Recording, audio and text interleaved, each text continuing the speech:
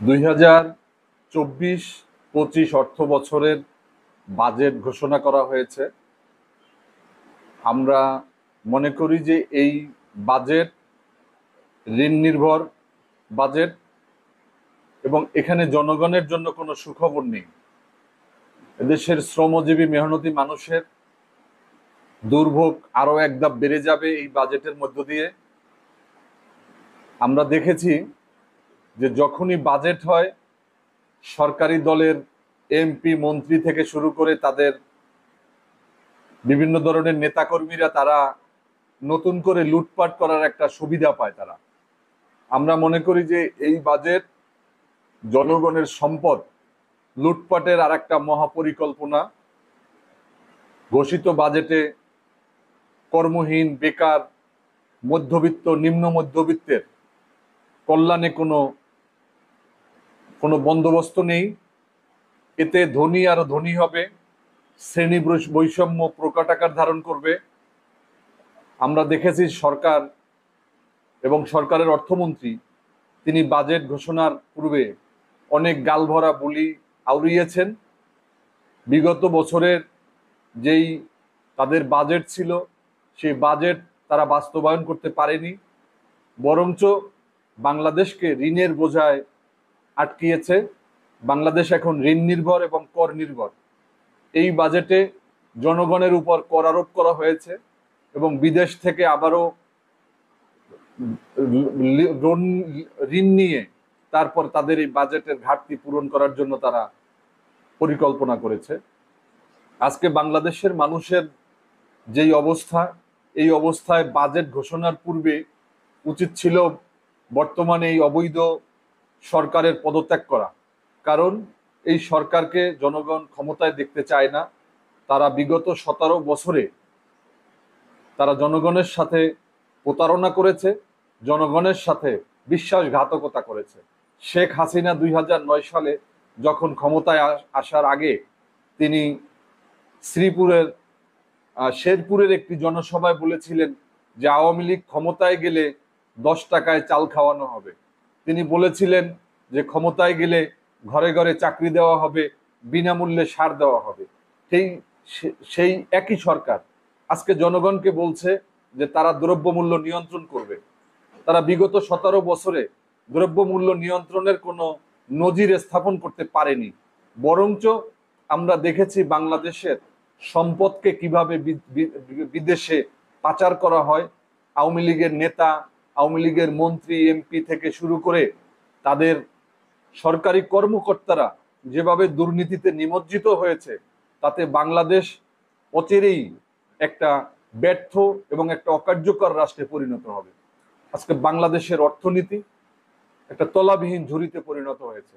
Share বাজারের দিকে তাকালে বোঝা যায় যে বাংলাদেশের অর্থনীতির কি অবস্থা।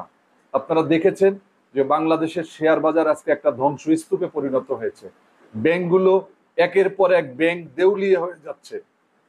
বাংলাদেশের সর্বশ্রেষ্ঠ ব্যাংক, আন্তর্জাতিকভাবে যিনি বিশ্বের সুনাম অর্জন করেছে, ইসলামী ব্যাংক, সেই ব্যাংকটি কিন্তু এখন তারা বিনিয়োগ বন্ধ করেছে। আজকে সেখানে তাদের ভল্ট থেকে তাদের সোনা চুরি হয়ে যাচ্ছে। তাদের সেই নিরাপত্তা আজকে ভেঙে গেছে। এদেশের মানুষের ব্যাংকগুলোর উপরে আস্থা উঠে গেছে, যার কারণে এটা বাংলাদেশকে একটা অকার্যকর রাষ্ট্রে পরিণত করার জন্য একটা বিশাল একটা অশনি সংকেত। আমরা মনে করি যে বিগত বাজেট গুলোর ন্যায় এটা আরেকটি বাজেট হয়েছে, যা দিয়ে সরকার দলীয় লোকজন তারা এই বাজেটের অর্থ লুটে পুটে খাবে এবং বাংলাদেশের মানুষের পকেট কেটে তাদেরকে ঋণের জালে তাদেরকে আর এক ধাপ এগিয়ে দেবে এবং করের মাধ্যমে আমাদের চোখের পানি আরো তারা ফেলবে। ইতিমধ্যে সরকার দেখেছেন পানি, গ্যাস, বিদ্যুৎ থেকে শুরু করে নাগরিক সমস্যাগুলোকে আরো এক ধাপ বাড়িয়ে দিয়েছে। এখন থেকে বিদ্যুৎ, পানি এবং গ্যাসের দাম বৃদ্ধির জন্য তারা কোনো প্রকার গণশুনানি বা কোনো পরিপত্র জারি করার প্রয়োজন মনে করছে না। তারা সমন্বয়ের নামে তারা 3 মাস পর পর তারা বিদ্যুতের দাম বাড়ানোর একটি পন্থাকে জায়েজ করে নিয়েছে। আমি মনে করি এগুলো থেকে উত্তরণের জন্য একটাই রাস্তা, সব সময় আমরা বলেছি, শেখ হাসিনার পতন ছাড়া, শেখ হাসিনাকে ক্ষমতা থেকে বিতাড়িত করা ছাড়া এদেশের মানুষের কল্যাণের কোনো পথ নেই। আমরা মনে করি যে এই জালেম আওয়ামী দুঃশাসন যতদিন কামিয়াব থাকবে, যতদিন বাংলাদেশের এই ক্ষমতার মসনদ শকুনের মতো আঁকড়ে থাকবে, ততদিন তারা বাংলাদেশের অর্থনীতি, সমাজনীতি, বাংলাদেশের রাজনীতি সমস্তগুলোকে তারা ধ্বংস করেছে এবং এটাকে নিঃশেষ করবে। আজকে আমাদের পিঠ দেওয়ালে ঠেকে গেছে। আমরা আশা করব এই সরকারের অনিয়ম, অব্যবস্থাপনা, লুটপাট, অর্থ পাচারের বিরুদ্ধে আমরা সবাই গর্জে উঠব।